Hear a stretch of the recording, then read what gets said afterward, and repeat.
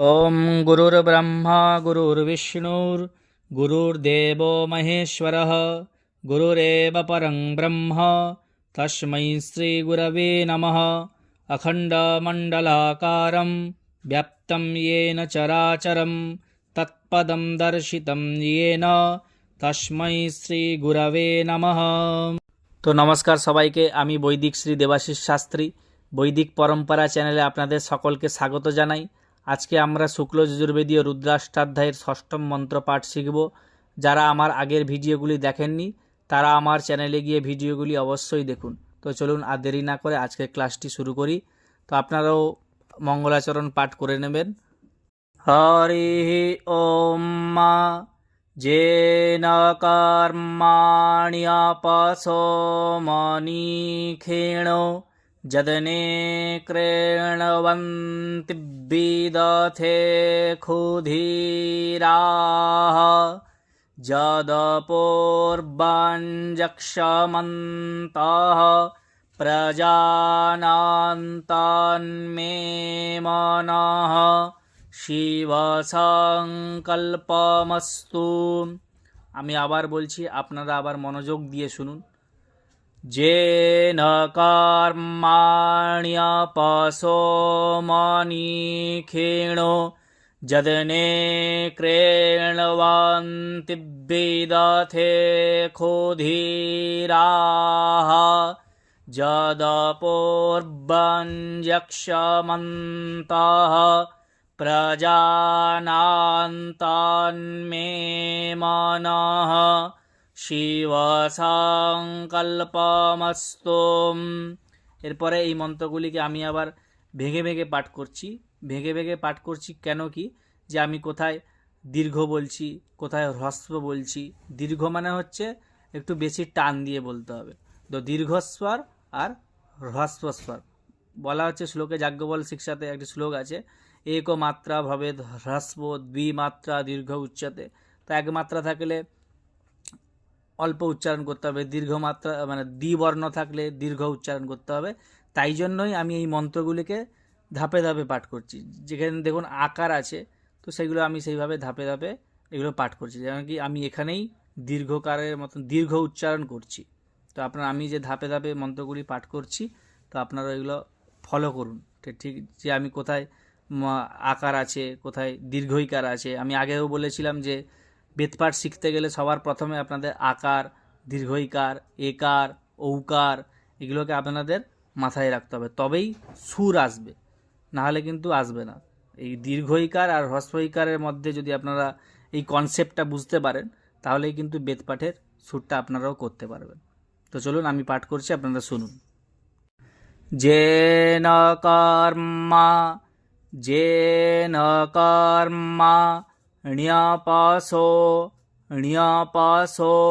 মনীক্ষীণো যদনে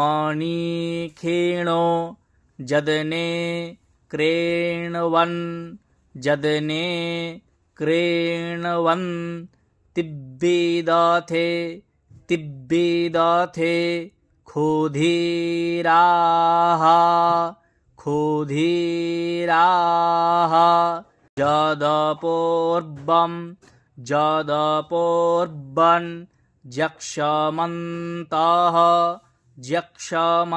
যদপূর্বাঞ্জক্ষমন্তः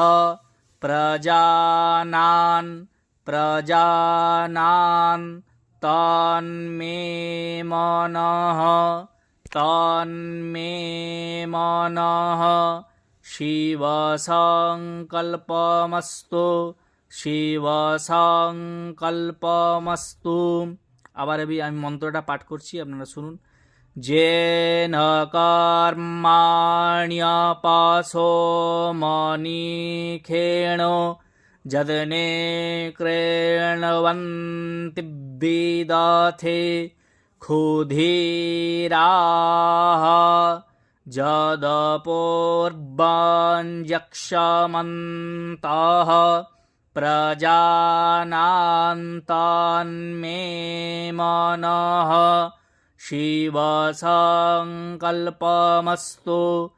তো এরপরে আমরা এই মন্ত্রগুলির যে কোথায় যুক্তাক্ষর আছে, কোথায় ত্রিবর্ণ আছে, এগুলো আমরা পাঠ করব, মানে জানবো যে এই মন্ত্রগুলির যে কোথায় কোন বর্ণ আছে, কিভাবে তা উচ্চারণ হয়েছে, সেটা আমরা এখন জানবো। তো উচ্চারণটা আপনারা দেখুন। যেন কর্মা, যেন কর্মা ণীয়, ণ যুক্ত ইয়।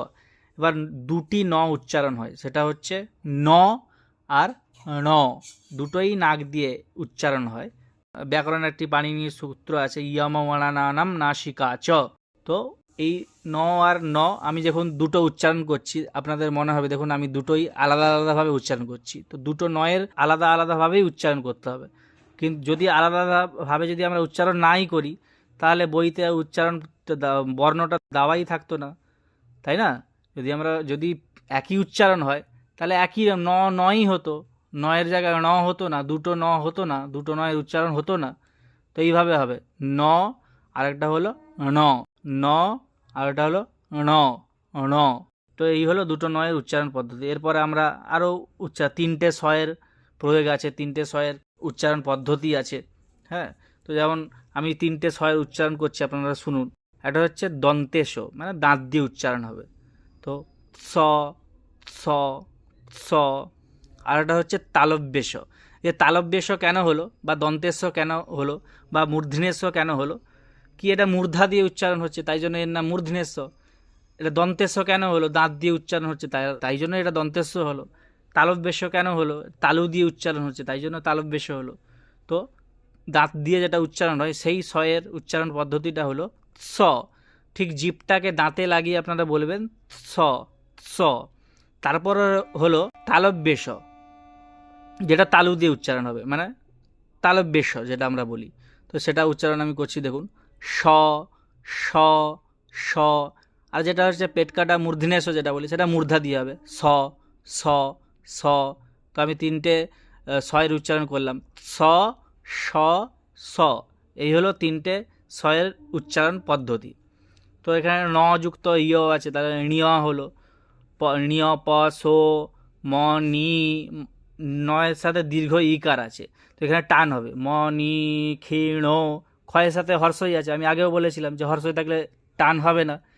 মনি ক্ষীণ, ণো, মানে এই যে মনি ক্ষীণ হলো, তো এখানে ওকার আছে, তাই জন্য এখানে টান হবে, মনি ক্ষীণ। যদনে একার আছে যদনের সাথে, এই যে যদনে যেটা আছে, তো এগুলো হচ্ছে পরম্পরাগত বেদপাঠ, হলো পরম্পরাগত গুরু পরম্পরা, ঠিক আছে? তো এটা কেউ কেউ কেউ বলে জজিয়ে। তো আমার যে পরম্পরা, তো আমি যদনে শিখেছি, তো আমি সেইভাবে আপনাদের শেখাচ্ছি। যদনে ক্রেণবন। তো এখানে বর্গেজ যুক্ত ইয়, এই যুক্তাক্ষরটা আছে, বর্গেজ যুক্ত ইয় যুক্ত একার, যদনে হলো, ঠিক আছে? ক্রেণবন তিব্বিদথে। দেখুন এই যে তিব্বিদথে আছে, তো তয়ের সাথে হর্ষইকার আছে, ডবল বয়ের সাথেও আবার হর্ষইকার আছে, তো এখানে দীর্ঘ মানে টান হবে না। তিব্বিদথে ক্ষুধীরাহ, খুয়ের সাথে হর্ষউকার আছে, তাই এখানে টান হবে না। ধয়ের সাথে দীর্ঘইকার আছে, এখানে টান হবে, ক্ষুধীরাহা। রয়ের পরেও আকার আছে, তাহলে আমি আগেও বলেছিলাম যে আকারে টান হবে, ক্ষুধীরাহা। তারপরে দেখুন যদপূর্বন, যদপূর্বন। তো যদপুতে পয়ের সাথে দীর্ঘ উকার আছে, তো পূর্বন। এই যে উনস্বরটা আছে, এই উনস্বরের অনেক রকমের, যে সংস্কৃতে যেটা উচ্চারণ হয়, সেটা কোথাও ম হয়, আবার কোথাও ন হয়। তো এবার ন কোথায় হয় আর ম কোথায় হয়, সেটা আমি পরে বলবো, যখন মন্ত্র আসবে আমি তখন বোঝাবো। আপনারা এটা জেনে রাখুন, যদি এই পূর্বান হবে, কেন কি জ যেখানে থাকবে, জ ধরুন উত্তরপদ, আমি পূর্বপদ আর উত্তরপদ কাকে বলে আমি আগের ভিডিওতে বুঝিয়েছিলাম। আর যেটা প্রথমে সেটা হলো পূর্বপদ, আর পরেরটা হলো উত্তরপদ। তাহলে এখানে জ আছে, তাই জন্য এখানে ন উচ্চারণ হবে, পূর্বন যক্ষমন্তঃ। তো জ যুক্ত ইয় আছে, যক্ষমন্তঃ। এই তটা আবার মানে এই যে ত হ হলো, এই চিহ্নটা আমি আগের দিন উল্টে দেখিয়েছিলাম, মানে সোজাভাবেই দেখিয়েছিলাম, আজকে আমি দেখিয়েছি দেখুন উল্টো। তো এটা হচ্ছে হস্তস্বর যে আছে, এই হস্তস্বর মানে হস্তস্বরের জন্য এটা পৃথকভাবে এইভাবে যে বেদে যে স্বর আছে তো এখানে এইভাবেই আছে মানে হস্তস্বরের যে স্বরগুলো আছে তো এটা অ্যাকচুয়ালি বিসর্গ, ঠিক আছে, বিসর্গ। এবার এরকমভাবে দেওয়া আছে মানে কি যে কোন স্বর কোন দিকে যাবে, উদাত্ত স্বর কোন দিকে হবে, অনুদাত্ত স্বর কোন দিকে হবে, স্বরিত স্বর কোন দিকে হবে, তো এটা আছে। আমি যদি আপনারা কেউ শিখতে চান হস্তস্বর নিয়ে আমাকে বলবেন, যদি আপনারা শোনার ইচ্ছা থাকে বা জানার ইচ্ছা থাকে আমাকে অবশ্যই কমেন্ট করে জানাবেন, আমি হস্তস্বর নিয়ে আপনাদেরকে বোঝাবো বা সেটা আমি লাইভে এসে আপনাদেরকে বোঝাবো। তারপরে দেখুন প্রজানান্তন্মে মনঃ, প্রজানান্তন্মে মনঃ, শিব সংকল্পমস্তু, শিব সংকল্পমস্তু। বোঝানো গেল? তো এবার আমি আবার মন্ত্রটি পাঠ করছি, আপনারা শুনুন। যেন কর্মাণ্যপসো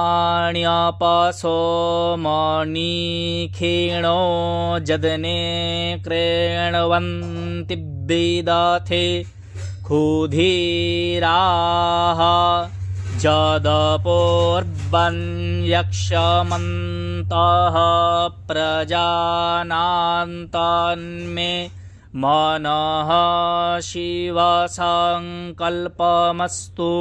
আমি আবার পাঠ করছি, মন দিয়ে শুনুন। যেন কর্মাণ্যপসো মণিক্ষীণো যদনে ক্রেণবন্তি বিদথে ক্ষুধিরাः যদপূর্বন্যক্ষ্যমন্তः প্রজানান্তন্মে মনঃ শিব সংকল্পমস্তু। আপনারাও ঠিক এভাবে আস্তে আস্তে করে পাঠ করুন, দেখবেন আর আপনারাও পাঠ করতে পারছেন। ভিডিওটি ভালো লাগলে অবশ্যই লাইক কমেন্ট শেয়ার করে দেবেন। এরকম আরও ভিডিও পেতে হলে আমার চ্যানেলটিকে সাবস্ক্রাইব করুন ও পাশে থাকা বেল আইকনটিকে অলে প্রেস করুন। সবাই ভালো থাকুন, সুস্থ থাকুন। বন্দে বেদ মাতরম।